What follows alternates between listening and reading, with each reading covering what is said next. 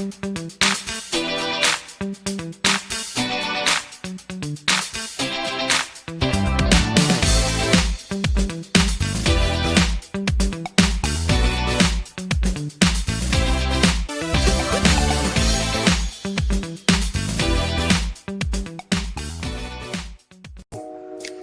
lupa klik lonceng dan subscribe.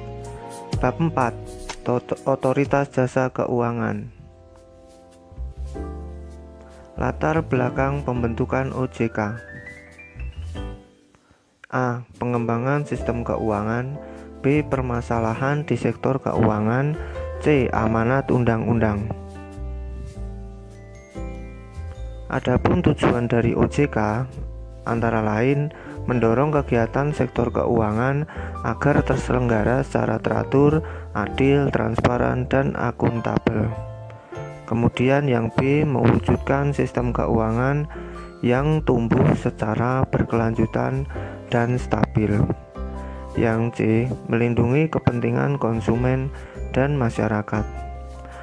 Tugas OJK yaitu pengaturan dan pengawasan perbankan, pasar modal, perasuransian, dana pensiun, lembaga pembiayaan, dan lembaga jasa keuangan lainnya. Wewenang OJK. Wewenang pengaturan. Yang pertama, menetapkan peraturan pelaksanaan undang-undang OJK. Yang kedua, menetapkan peraturan perundang-undangan di sektor jasa keuangan. Yang ketiga, menetapkan peraturan mengenai tata cara penetapan perintah tertulis dan lain-lainnya. Wewenang pengawasan. Yang pertama, melakukan pengawasan, pemeriksaan, penyidikan, perlindungan konsumen, dan tindakan lain terhadap lembaga jasa keuangan, pelaku dan penunjang kegiatan jasa keuangan. Yang kedua, memberikan perintah tertulis kepada lembaga jasa keuangan dan atau pihak tertentu. Yang ketiga, melakukan penunjukan dan penggunaan pengelola statuter pengawasan perbankan. Yang A, aspek kelembagaan. Yang B, profil resiko. Yang C, aspek kehati-hatian. Operasional wewenang pengaturan dan pengawasan perbankan. A. Perbankan. B. Sekuritas. C. IKNB. Strategi persiapan pengalihan tugas pengawasan bank dari BI ke OJK. A. Pembentukan tim transisi di OJK dan task force OJK di BI. B. OJK dan BI menyusun struktur organisasi sektor perbankan yang diterapkan di OJK pada awal pengalihan. C. Penyesuaian struktur organisasi sektor pengawasan BI. D. Implementasi mirroring BI ke OJK. E. Monitoring efektivitas struktur baru. F. Strategi implementasi pengalihan fungsi pengawasan. Yang G, OJK dan BI mematangkan strategi pemenuhan SDM. Implementasi pengaturan dan pengawasan bank di OJK sebagai prinsip dasar.